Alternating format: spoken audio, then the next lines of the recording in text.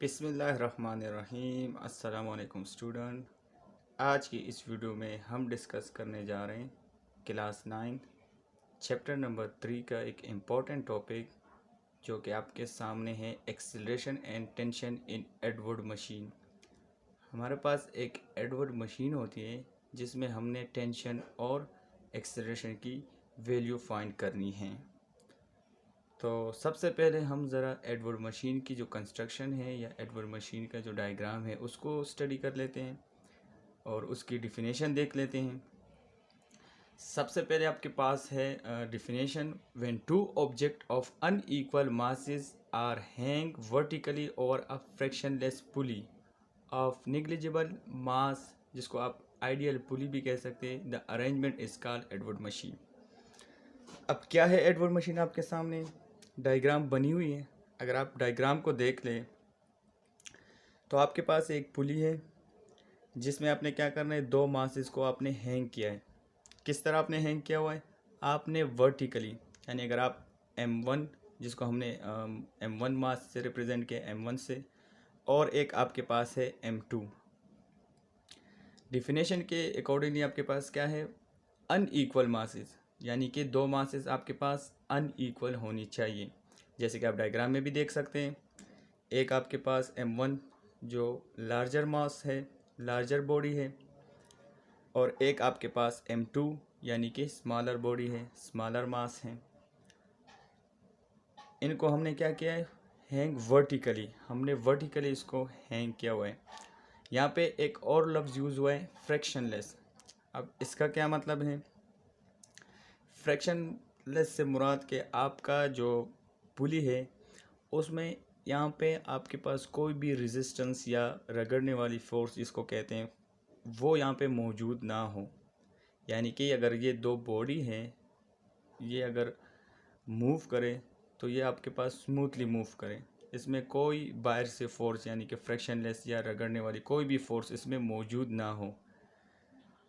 अच्छा, अब ज़रा इसकी एक्सप्लेनेशन की तरफ जाते हैं। बच्चों, आपने क्या करना है, आपने बिल्कुल सेम इसी तरह ही आपने पेपर में भी अटेम्प्ट करना है, इसी तरह आपने लिखना है। पहले सबसे पहले आप एडवर्ड मशीन की स्टेटमेंट लिखेंगे, फिर उसके बाद आपने एक्सप्लेनेशन, फिर हम डेरिवेशन की तरफ जाएंगे।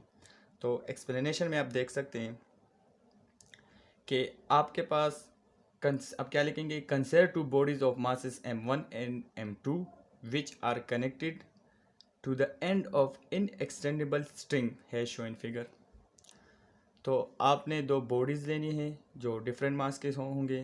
एक को आप M1 यानी कि मास 1 से रिप्रेजेंट करेंगे, दूसरे को आप M2 यानी कि मास 2 से रिप्रेजेंट करेंगे। इनको आप इस तरह कनेक्ट करेंगे कि आपके पास वर्टिकली ये आपके पास मौजूद हो।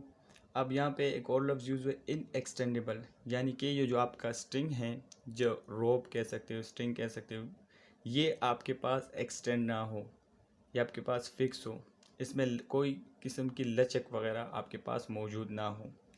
द स्ट्रिंग इज़ पॉस और अ फ्रैक्शनलेस पुली, ये आपके पास यहाँ से पॉस होगा, एक नीचे जाएगा तो जारी बात है दूसरा ऑब्जेक्ट ऊपर जाएगा, या दूसरा ऑब्जेक्ट नीचे जाएगा तो पहले वाला ऑब्जेक्ट ऊपर जाएगा। तो फ्रैक्शनलेस से मुराद ये है कि यहाँ पे कोई भी रगड़ने वाली या रबिंग वाली फोर्स यहाँ पे मौजूद ना हो, ये smoothly up and down move करें। आगे चलते हैं। Now we see that the weight W1 and W2 are acting downward while the tension in the string is acting upward. So the weight represent action while the tension represent the reaction. अब आपका जो मास है, जो object है, जाहिर बात है इसका कुछ ना कुछ वेट होगा जो हमेशा आपके पास डाउनवर्ड यानी कि ग्रेविटेशन या ग्रेविटी के डायरेक्शन में होती है। तो आपके पास जो M1 है उसका अपना कुछ वेट होगा जिसको हमने W1 यानी कि M1G से रिप्रेजेंट किया है। आपके पास जो मास 2 है, बॉडी B, दूसरी बॉडी जो है उसको आपने W2 यानी कि M2G2 से रिप्रेजेंट हमने किया है। अच्छा, अब यहाँ पे ज़ाहिरी बात है आपके पास एक फ़ोर्स जो है वो डाउनवर्ड फोर्स एक्ट होती है, यानी कि G फोर्स या वेट का फोर्स। अब इसके अपोजिट रिएक्शन में न्यूटन थर्ड लॉ के अकॉर्डिंगली आपके पास एक्शन रिएक्शन होगा, जो आप एक्शन करेंगे उसका आपके पास रिएक्शन ज़रूर मिलेगा, रिएक्शन फोर्स भी होगी। अब इस केस में जो आपका W के रिएक्शन फोर्स में है वो आपके पास क्या है, टेंशन फोर्स। अब ज़रा टेंशन फोर्स को देखते हैं। टेंशन फोर्स आपके पास वो फोर्स होती है जो आपके पास किसी भी रोप में स्ट्रिंग में मौजूद हो, जो चीज़ों को अपवर्ड मूव करवाएं, वो आपके पास क्या कहलाती है, आपके पास टेंशन फोर्स कहलाती है। तो अब यहाँ पे जो वेट है वो अगर एक्शन है तो उसके मुकाबले में जो रिएक्शन फोर्स है वो आपके पास कौन सा प्रोवाइड करे, वो आपके पास टेंशन प्रोवाइड कर रही है यहाँ पे इस केस में। तो आप कह सकते हैं वेट जो है वो एक्शन है और वाइल द टेंशन जो है वो रिएक्शन रिप्रेजेंट कर रहा है। आगे चलते हैं। Now if m1 mass 1 greater than mass 2 then m1 will be move downward while m2 will move upward the acceleration है शोन फिगर। यानी कि अगर मास m1 जो है, अगर वेट ज़्यादा है तो ज़ाहिर बात है m1 जो है वो डाउनवर्ड मूव करेगा, जबकि m2 जो है वो अपवर्ड मूव करेगा। तो ज़ाहिर बात है ये नीचे की तरफ मूव करेगा और ये जो है ये आपके पास अपवर्ड यानी कि ऊपर मूव करेगा कुछ ना कुछ एक्सेलरेशन के साथ। अच्छा, जो अब इम्पोर्टेंट हिस्सा है आपके पास, डेरिवेशन की तरफ चलते हैं। डेरिवेशन में आपने क्या करना है, now the net force on body A is given bye. अब जाहिर बात है हम पहले इसको स्टडी कर लेते हैं, जिसको हमने नाम दिया था बॉडी ए भी कह सकते हैं आप, ऑब्जेक्ट ए भी कह सकते हैं, ठीक है ना। अब इस पे अगर आप देख लें तो आपके पास दो फोर्स यहाँ पे एक्ट हो रही है। एक आपके पास वेट है जो हमने अभी इस एक्सप्लेनेशन में स्टडी की, जो डाउनवर्ड की डायरेक्शन में। एक आपके पास रिएक्शन में आपके पास टेंशन फोर्स मौजूद है। अब अगर आप एफ नेट देख ले यानी कि टोटल फोर्स देख ले तो यहाँ पे आपके पास एफ नेट बराबर है W1 माइनस टी, क्योंकि इस ऑब्जेक्ट पे आपके पास दो फोर्सेस लग रही है, एक आपके पास वेट है, दूसरा आपके पास टेंशन है। अब यहाँ पे हमने लिखा है W1 माइनस टी। ज़ाहिर बात है आपके पास लार्जर ऑब्जेक्ट है, लार्जर मास है, तो वो डाउनवर्ड मूव करेगी वेट की डायरेक्शन में, और आपका जो टेंशन है वो आपके पास यहाँ पे कम होगी, तो आपका ऑब्जेक्ट जो है वो क्या करेगा, नीचे डाउनवर्ड मूव करे। तो हम इसलिए हमने लिखा है W1 माइनस टी, यानी कि वेट ज़्यादा है किससे, टेंशन से। नेक्स्ट स्टेप में हमने क्या किया, जस्ट सिंपली हमने यहाँ पे वैल्यू पुट की। आपको पता है न्यूटन सेकेंड लॉ के अकॉर्डिंगली फोर्स बराबर है आपके पास ma। तो चूँकि हम फर्स्ट बॉडी की बात कर रहे हैं तो आप m1a आपने यहाँ पे पुट की, और वेट आप जानते हैं वेट बराबर है mg के। तो यहाँ पे हम फर्स्ट बॉडी की वेट की बात कर रहे हैं तो आपके पास होगी m1g माइनस टी। अब हमें t चाहिए तो t हम वहाँ पे मूव करेंगे तो आपके पास t plus m1a is equal to m1g। अब हमें t चाहिए तो आप t को छोड़ देंगे, और ये जो m1a है दूसरी तरफ जब आप इसको शिफ्ट करेंगे तो यहाँ प्लस से यहाँ पे माइनस में चला जाएगा, आप इसको इक्वेशन 1 का नाम दे देंगे। अब हम इसी तरह दूसरी बॉडी जो है उसकी अगर हम उसका while the net force on body B is given by. अच्छा, अब इस पे जो फोर्स लग रही वो आपके पास किसके बराबर है, वो भी आपके पास वेट और टेंशन के बराबर है। तो हम लिख सकते हैं F net is equal to T minus W2। अब ये जो बॉडी है ये नीचे की तरफ मूव कर रही थी वेट की वजह से, अपने मास की वजह से, लार्जर मास था। अब इस केस में अगर आप देख ले, अगर ये नीचे मूव कर रही है तो दूसरी बॉडी जो है बॉडी बी ये आपके पास अपवर्ड मूव कर रही है, क्योंकि ये स्मॉलर या आप कह सकते हैं लाइटर मास है। तो अब इस केस में आप कह सकते हैं बॉडी बी के केस में कि आपके पास टेंशन ज़्यादा है किसके अकॉर्डिंगली, वेट के मुकाबले में, क्योंकि बॉडी जो है वो अपवर्ड मूव करे, टेंशन की डायरेक्शन में मूव करे, जबकि फर्स्ट जो बॉडी ए थी वो वेट की डायरेक्शन में डाउनवर्ड मूव कर रही थी। तो इसलिए हमने दूसरे में F net is equal to T minus W2 लिख लिया। सिंपल सी इसमें भी हम वैल्यू पुट कर लेते हैं। एफ नेट की जगह हमने पुट की m2a is equal to T minus m2g।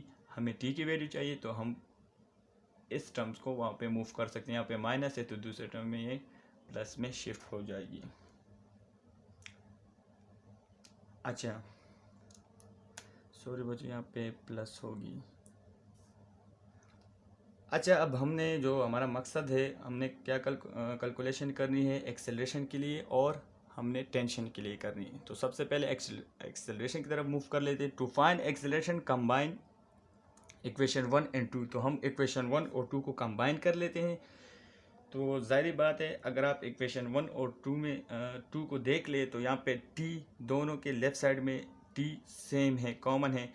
तो मैथ्स के रूल के मुताबिक अगर लेफ़्ट साइड या राइट साइड जो भी एक साइड हो, अगर वो सेम होगी तो आपकी जो इक्वेशन है वो बराबर हो सकती है, आप इक्वल लिख सकते हैं। तो वही रूल हमने अप्लाई की। तो हमने m1g minus m1a first equation का ये हिस्सा राइट साइड, और m2a plus m2g left side वाला जो हिस्सा है, इन दोनों को हमने क्या किया, यहाँ पे हमने प्लस किया। अच्छा, जो सेम आपके पास है, हम क्या करेंगे, एक्सेलरेशन ए जो है वो एक साइड पे कर लेंगे और आपके पास जो जी मौजूद है हम उसको दूसरे साइड पे भेजेंगे। तो यहाँ आप देख सकते हैं m1g, ये जो m2g था ये प्लस में था, ये दूसरे साइड पे आपके पास माइनस में आ जाएगा। m1a जो माइनस में था ये दूसरे साइड पे आपके पास प्लस में आ जाएगा। अब हमने क्या किया, टेकिंग हमने कॉमन ली, यहाँ पे आपने g को कॉमन लिया और दूसरे साइड पे आपने a को कॉमन ले लिया। अब चूँकि हम एक्सेलरेशन फाइंड करनी है तो एक्सेलरेशन को हम अकेले जोड़ेंगे, तो आपके पास m1 प्लस m2 जो है यहाँ पे मल्टीप्लिकेशन में, तो दूसरे साइड पे आपके पास ये डिवीजन में आ जाएगी। तो आपके पास जो एक्सेलरेशन की वैल्यू है वो a is equal to m1 minus m2 divide by m1 plus m2g। तो ये आपके पास इक्वेशन 3 का आप नाम देंगे, तो आप लिखेंगे equation 3 represent acceleration in a connected bodies. तो आपने ये वैल्यू जो है आपने याद रखनी है एक्सेलरेशन के लिए, किस केस में, जब कनेक्टेड बॉडीज़ होंगे या आप एडवर्ड मशीन के केस में आपने ये वैल्यू याद रखनी है। अच्छा, अब हम टेंशन की तरफ चले जाते हैं, कैलकुलेशन ऑफ टेंशन टी। जब हम टेंशन कैलकुलेट करेंगे तो इसी हम क्या करेंगे, now to find tension in the string putting values of equation 3 in 1 और 2 योर चॉइस। अच्छा बच्चों, ये आपने नोट्स में नहीं लिखना, ये जस्ट मैंने आपको आपके लिए लिखा है कि योर चॉइस का मतलब ये है कि आप ये जो आपके पास वैल्यू आई है इक्वेशन 3 से एक्सेलेरेशन की, आप इस वैल्यू को अपने मर्ज़ी के मुताबिक आप इक्वेशन 1 में भी पुट कर सकते हैं, इक्वेशन 2 में भी पुट कर सकते हैं एक ही जगह।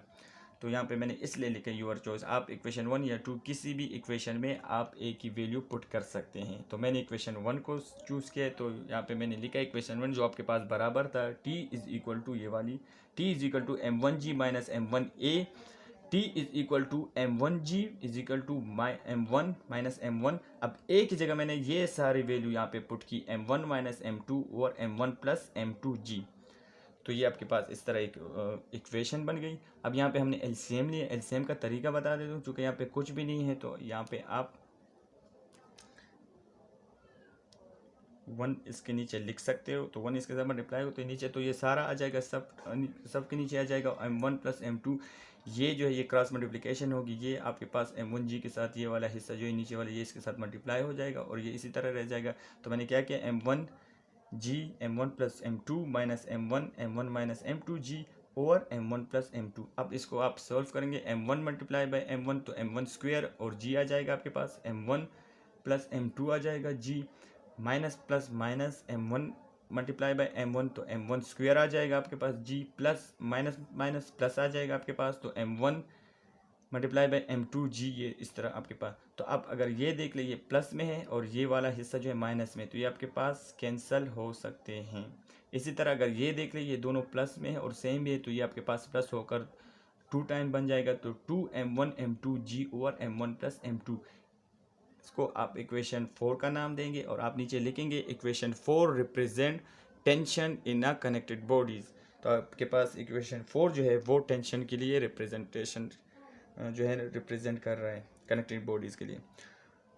यहाँ पे साइड में मैंने लिखा है 4g। अगर आप लेट सपोज g के लिए आपने फाइंड करनी है तो आप also to find g rearrange equation 3। ये जो आपके पास एक वैल्यू इक्वेशन आई थी एक्सेलरेशन के लिए, ये आप जस्ट आप इसको अरेंज करें। तो मैंने यहाँ पे लिखा है m1 माइनस m2 और m1 plus m2 g is equal to a। आप जस्ट इसको अरेंज करें क्योंकि g के साथ जो ऊपर हिस्सा होगा वो दूसरे साइड पे डिवाइड में चला जाएगा। आप क्रॉस मल्टीप्लिकेशन लेंगे ना यहाँ पे, तो g रह जाएगा, m1 माइनस m2 जो है वो दूसरे साइड पे नीचे चला गया, m1 माइनस m2, और जो m1 प्लस m2 नीचे डिनोमिनेटर में था वो एक्सेलरेशन के साथ ऊपर नोमिनेटर में आ जाएगा। तो आप इसको इक्वेशन 5 नाम दे सकते हैं। तो बच्चों आपने ये 3 इक्वेशन याद रखनी है, इक्वेशन 3, क्योंकि आने वाले जितने भी न्यूमेरिकल्स है चैप्टर नंबर 3 के वो इन्हीं को सॉल्व करके हम इन्हीं को इस्तेमाल करके हम सॉल्व करेंगे इक्वेशन 3, इक्वेशन 4 और इक्वेशन 5।